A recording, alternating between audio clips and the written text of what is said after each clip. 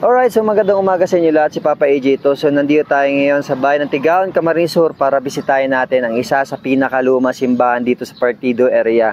At kung makikita nyo, napakalawak ng paligid ng simbahan na ito. Ito po ay simbahan ng Parish of St. Clare of Assisi. So isa po sa pinakaluma simbahan dito sa lugar na ito. At dito po sa likod ko ay papunta na po yan sa Tigaon proper. At dito naman po sa gilid ko ay papunta po yan sa Goa, San Jose, Lagunoy. So yun, papunta po sa mga nasabing lugar. So, kung makikita nyo, ayun po yung kampanaryo, meron 4 na kampana at meron din dito sa gilid. So, 4 din na kampana. So, maya-maya lamang ay papasukin natin yan at aakyatin natin yung kampanaryo ngayon. So, kung makikita nyo, napakalawak ng paligid. Yun din po yung school ng Siena College Tigaon. So, yun, main entrance po ng simbahan. Halika, pasukin natin ang simbahan na ito. So, papasok na nga tayo sa simbahan ng St. Clare of Assisi. So, kung makikita nyo, napakalinis. Ayan. So, napakalaking simbahan. So, meron 2 anghel pagpasok nyo. Yun. 1, 2. So, ayun po yung choir area. Ayan, aakitin natin mamaya. Kasi daan po yan papunta sa may kampanaryo. So, meron ditong mga ilan na upuan para sa magsisimba. Ayun po yung retablo at altar ng simbahan na to. So, kanina kausap ko po yung Sakristan Mayor. So, pwede tayong umakyat sa taas ng kampanaryo. So, ayun, at least napaunlakan tayo. I-vlog ang simbahan na ito. Isa din po to sa pinaka-most requested sa page natin, kaya binisita ko to.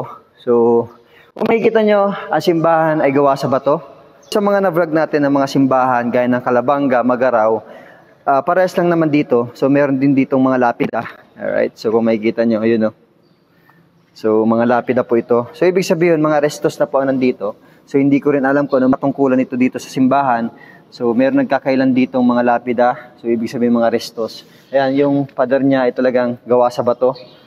So, matagal ng panahon itong simbahan na to. So, ito po yung retablo ng simbahan.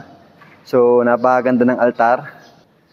So, ang pagkakaiba dito sa mga na-vlog natin mga simbahan, meron silang ganito. So, di ko alam kung anong tawag dito, pero napakaganda. So, ito po yung altar ng simbahan.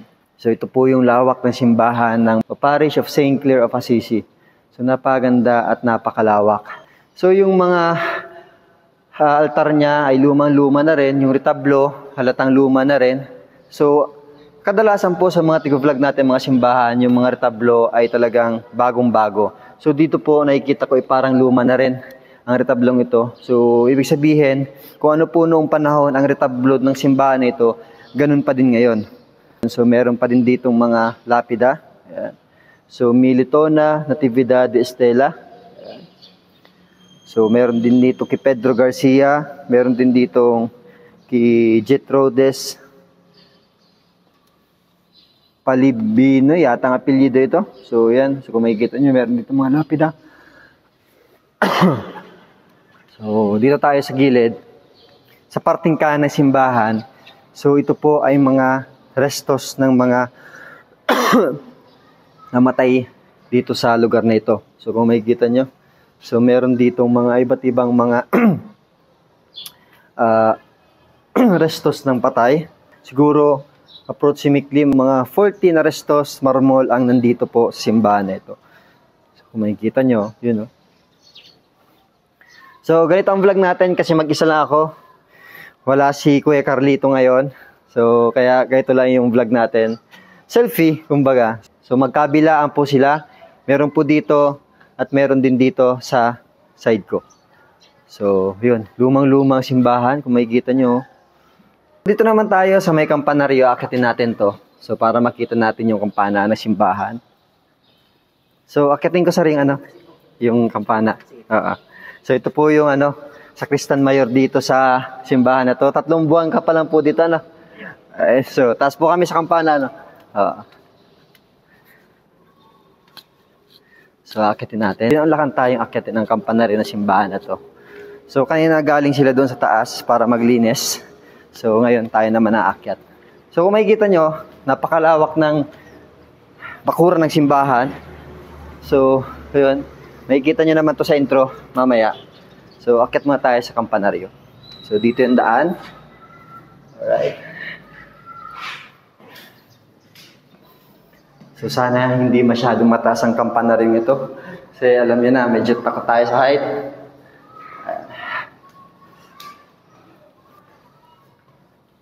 So dito po ang choir area ng Parish of St. Clare of Assisi. So kung makikita nyo, yung lawak ng simbahan ay kitang-kita nyo dito. Ayan. Yung altar. So akitin natin to, kampanaring ito. Hiningal ako medyo mataas-taas pa to. So yun. Malapit na tayo. So ito po yung kampanaryo ng simbahan. Ayan. So merong 4 na kampana. May maliit, alright, may medium size, at nandito po yung 2 malaking kampana nila. Alright, so kung makikita nyo, ayan o. So, kitang-kita na po dito ang buong lawak ng Parish of St. Clare of Assisi. So, yun o. Tapos dito naman yung school. So marami estudyante sa baba. Ayan. So napakataas na simbahan. Ayan. So siguro itong kampanaran lumang-luma na rin. So kung makikita nyo, ito po yung tumutunog. So ito po yung pinakamaliit na kampana dito sa kampanaring ito. At yun na po ay yung pinakamalaki. Yung 2. So, meron pang kampana sa may gilid. So, mamaya ay pupuntahan natin. Ayan. So, yun, sa mga wala dito sa Tigaon, Camarines Sur, well, at least, nakita nyo na po ang simbahan na naiwan nyo dito. So, sa mga wala dito sa bayan, alright, nagtatrabaho sa malayong lugar, OFW. So, at least, sa vlog na ito, napuntahan natin ang simbahan ng St. Clare of Assisi. So, yun, siguradong may miss yung simbahan nyo dito pag napanood nyo tong vlog na to. So, yun, ang taas, oh. Alright. So, based po sa observation ko dito sa kampanaring ito, yung daan niya ay maayos din. So, yung hagdan niya ay gawa sa bakal, kaya safety. Unlike po sa mga ibang tiga-vlog natin na simbahan ay talagang makakahoy lamang at medyo marupok na din yung daan.